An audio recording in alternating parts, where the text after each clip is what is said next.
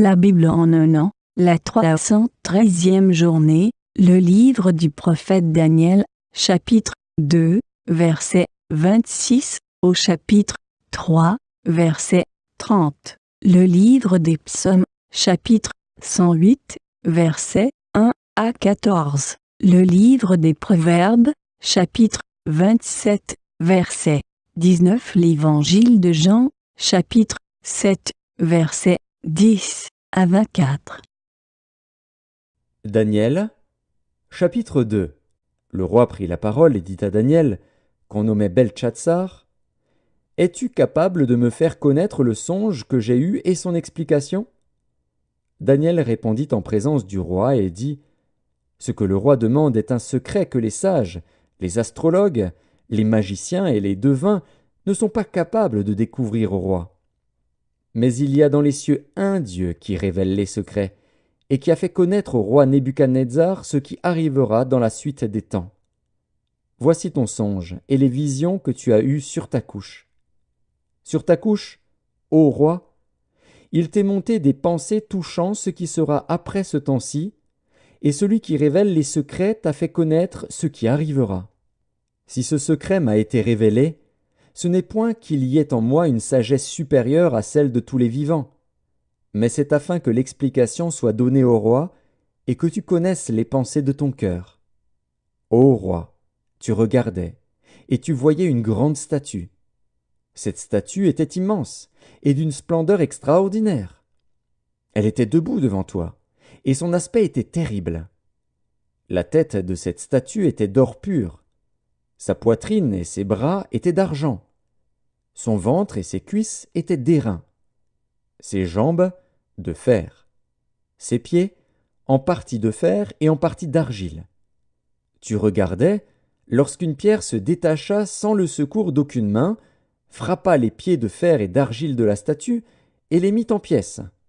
Alors le fer, l'argile, l'airain, l'argent et l'or furent brisés ensemble et devinrent comme la balle qui s'échappe du nerf en été.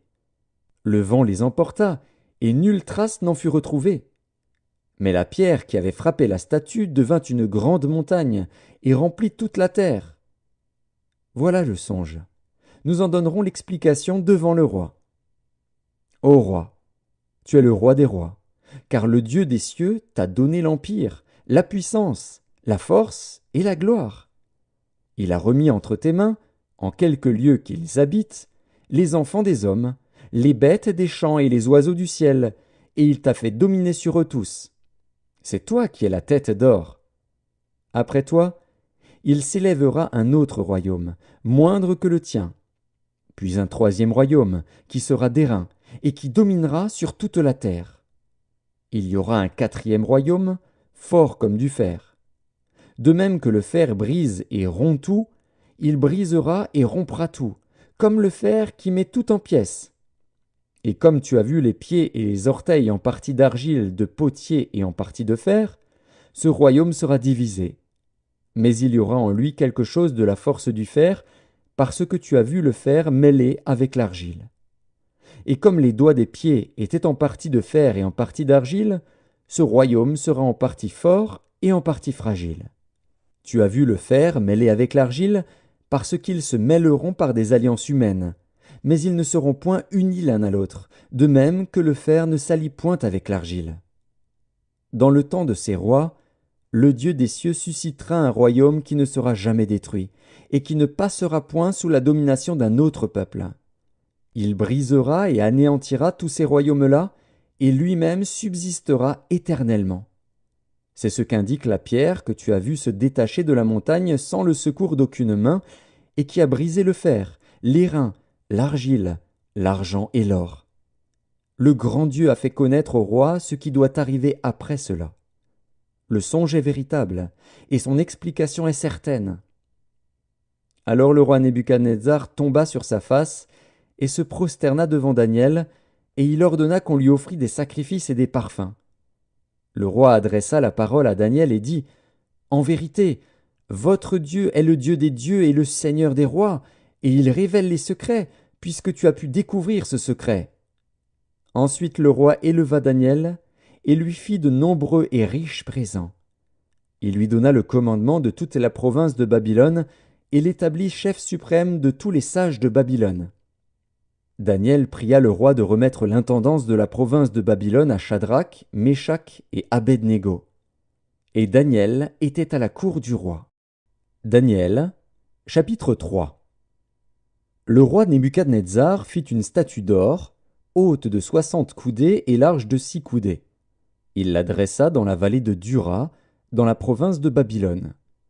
Le roi Nebuchadnezzar fit convoquer les satrapes, les intendants et les gouverneurs, les grands juges, les trésoriers, les jurisconsuls, les juges et tous les magistrats des provinces, pour qu'ils se rendissent à la dédicace de la statue qu'avait élevée le roi Nebuchadnezzar. Alors les satrapes, les intendants et les gouverneurs, les grands juges, les trésoriers, les jurisconsuls, les juges et tous les magistrats des provinces s'assemblèrent pour la dédicace de la statue qu'avait élevée le roi Nebuchadnezzar. Ils se placèrent devant la statue qu'avait élevée Nebuchadnezzar. Un héros cria à haute voix « Voici ce qu'on vous ordonne, peuple, nation, hommes de toute langue. Au moment où vous entendrez le son de la trompette, du chalumeau, de la guitare, de la sambuc, du psalterion, de la cornemuse et de toutes sortes d'instruments de musique, vous vous prosternerez et vous adorerez la statue d'or qu'a élevée le roi Nebuchadnezzar. Quiconque ne se prosternera pas et n'adorera pas sera jeté à l'instant même au milieu d'une fournaise ardente. C'est pourquoi, au moment où tous les peuples entendirent le son de la trompette, du chalumeau, de la guitare, de la sambuc, du psalterion et de toutes sortes d'instruments de musique, tous les peuples, les nations, les hommes de toute langue se prosternèrent et adorèrent la statue d'or qu'avait élevée le roi Nebuchadnezzar. À cette occasion, et dans le même temps, quelques Chaldéens s'approchèrent et accusèrent les Juifs. Ils prirent la parole et dirent au roi Nebuchadnezzar « Ô roi, vis éternellement! Tu as donné un ordre d'après lequel tous ceux qui entendraient le son de la trompette, du chalumeau, de la guitare, de la sambuc, du psalterion, de la cornemuse et de toutes sortes d'instruments devraient se prosterner et adorer la statue d'or, et d'après lequel quiconque ne se prosternerait pas et n'adorerait pas serait jeté au milieu d'une fournaise ardente. Or, il y a des Juifs à qui tu as remis l'intendance de la province de Babylone, Shadrach, Meshach et Abed-Négo, hommes qui ne tiennent aucun compte de toi, ô roi. Ils ne servent pas tes dieux, et ils n'adorent point la statue d'or que tu as élevée. » Alors Nebuchadnezzar, irrité et furieux, donna l'ordre qu'on amenât Shadrach, Meshach et Abed-Négo. Et ces hommes furent amenés devant le roi. Nebuchadnezzar prit la parole et leur dit « Est-ce de propos délibérés, Shadrach, Meshach et Abed-Négo, que vous ne servez pas mes dieux et que vous n'adorez pas la statue d'or que j'ai élevée?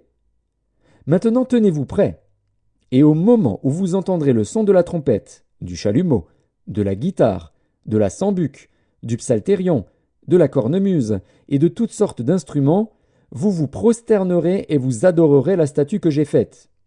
Si vous ne l'adorez pas, vous serez jeté à l'instant même au milieu d'une fournaise ardente. Et quel est le Dieu qui vous délivrera de ma main? » Shadrach, Meshach et Abed-Négo répliquèrent au roi Nebuchadnezzar « Nous n'avons pas besoin de te répondre là-dessus. Voici, notre Dieu que nous servons peut nous délivrer de la fournaise ardente, et il nous délivrera de ta main, ô roi. Sinon, sache, ô roi, que nous ne servirons pas tes dieux, et que nous n'adorerons pas la statue d'or que tu as élevée. » Sur quoi Nebuchadnezzar fut rempli de fureur, et il changea de visage en tournant ses regards contre Shadrach, Meshach et Abed-Négo. Il reprit la parole et ordonna de chauffer la fournaise 7 fois plus qu'il ne convenait de la chauffer.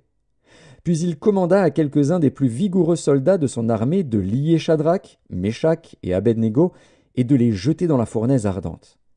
Ces hommes furent liés avec leurs caleçons, leurs tuniques, leurs manteaux et leurs autres vêtements, et jetés au milieu de la fournaise ardente. Comme l'ordre du roi était sévère, et que la fournaise était extraordinairement chauffée, la flamme tua les hommes qui y avaient jeté Shadrach, Meshach et Abed-Négo. Et ces 3 hommes, Shadrach, Meshach et Abed-Négo, tombèrent liés au milieu de la fournaise ardente. Alors le roi Nebuchadnezzar fut effrayé, et se leva précipitamment. Il prit la parole et dit à ses conseillers, « N'avons-nous pas jeté au milieu du feu 3 hommes liés ?» Ils répondirent au roi, « Certainement, ô roi. » Il reprit et dit, « Eh bien, je vois 4 hommes sans lien qui marchent au milieu du feu et qui n'ont point de mal. Et la figure du 4e ressemble à celle d'un fils des dieux. » Ensuite Nebuchadnezzar s'approcha de l'entrée de la fournaise ardente, et prenant la parole, il dit, « Shadrach, Meshach et Abed-Négo, serviteurs du Dieu suprême, sortez et venez. » Et Shadrach, Meshach et Abed-Négo sortirent du milieu du feu. Les satrapes, les intendants, les gouverneurs et les conseillers du roi s'assemblèrent. Ils virent que le feu n'avait eu aucun pouvoir sur le corps de ces hommes, que les cheveux de leur tête n'avaient pas été brûlés, que leurs caleçons n'étaient point endommagés, et que l'odeur du feu ne les avait pas atteints. Nebuchadnezzar prit la parole et dit, « Béni soit le Dieu de Shadrach, de Meshach et d'Abed-Négo, lequel a envoyé son ange et délivré ses serviteurs qui ont eu confiance en lui, et qui ont violé l'ordre du roi et livré leur corps plutôt que de servir et d'adorer aucun autre Dieu que leur Dieu. Voici maintenant l'ordre que je donne. Tout homme, à quelque peuple, nation ou langue qu'il appartienne, qui parlera mal du Dieu de Shadrach, de Meshach et d'Abed-Négo, sera mis en pièces, et sa maison sera réduite en un tas d'immondices, parce qu'il n'y a aucun autre Dieu qui puisse délivrer comme lui. » Après cela, le roi fit prospérer Shadrach, Meshach et Abed-Négo dans la province de Babylone. Psaume 108, Cantique, psaume de David. Mon cœur est affermi, ô Dieu. Je chanterai, je ferai retentir mes instruments, c'est ma gloire. Réveillez-vous, mon luth et ma harpe, je réveillerai l'aurore. Je te louerai parmi les peuples, Éternel, je te chanterai parmi les nations, car ta bonté s'élève au-dessus des cieux et ta fidélité jusqu'aux nues. Élève-toi sur les cieux, ô Dieu, et que ta gloire soit sur toute la terre. Afin que tes bien-aimés soient délivrés, sauve par ta droite et exauce-nous. Dieu a dit dans sa sainteté, je triompherai, je partagerai Sichem, je mesurerai la vallée de Sukkot. À moi Galaad, à moi Manassé, Éphraïm est le rempart de ma tête, et Juda mon sceptre. Moab est le bassin où je me lave, je jette mon soulier sur Édom, je pousse des cris de joie sur le pays des Philistins. Qui me mènera dans la ville forte, qui me conduit à Édom?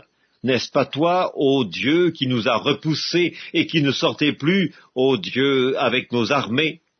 Donne-nous du secours contre la détresse, le secours de l'homme n'est que vanité. Avec Dieu, nous ferons des exploits, il écrasera nos ennemis. Livre des Proverbes, chapitre 27. Comme dans l'eau le visage répond au visage, ainsi le cœur de l'homme répond au cœur de l'homme. Évangile de Jean, chapitre 7. Lorsque ses frères furent montés à la fête, il y monta aussi lui-même, non publiquement, mais comme en secret. Les Juifs le cherchaient pendant la fête, et disaient, « Où est-il » Il y avait dans la foule grande rumeur à son sujet. Les uns disaient, « C'est un homme de bien ». D'autres disaient, « Non, il égare la multitude ». Personne, toutefois, ne parlait librement de lui, par crainte des Juifs. Vers le milieu de la fête, Jésus monta au temple, et il enseignait. Les Juifs s'étonnaient, disant, « Comment connaît-il les Écritures, lui qui n'a point étudié ?» Jésus leur répondit, « Ma doctrine n'est pas de moi, mais de celui qui m'a envoyé. Si quelqu'un veut faire sa volonté, il connaîtra si ma doctrine est de Dieu, ou si je parle de mon chef. Celui qui parle de son chef cherche sa propre gloire, mais celui qui cherche la gloire de celui qui l'a envoyé, celui-là est vrai, et il n'y a point d'injustice en lui. Moïse ne vous a-t-il pas donné la loi? Et nul de vous n'observe la loi. Pourquoi cherchez-vous à me faire mourir? » La foule répondit, « Tu as un démon. Qui est-ce qui cherche à te faire mourir ?» Jésus leur répondit, « J'ai fait une œuvre, et vous en êtes tous étonnés. Moïse vous a donné la circoncision, non qu'elle vienne de Moïse, car elle vient des patriarches, et vous circoncisez un homme le jour du sabbat. Si un homme reçoit la circoncision le jour du sabbat, afin que la loi de Moïse ne soit pas violée, pourquoi vous irritez-vous contre moi de ce que j'ai guéri un homme tout entier le jour du sabbat? Ne jugez pas selon l'apparence, mais jugez selon la justice.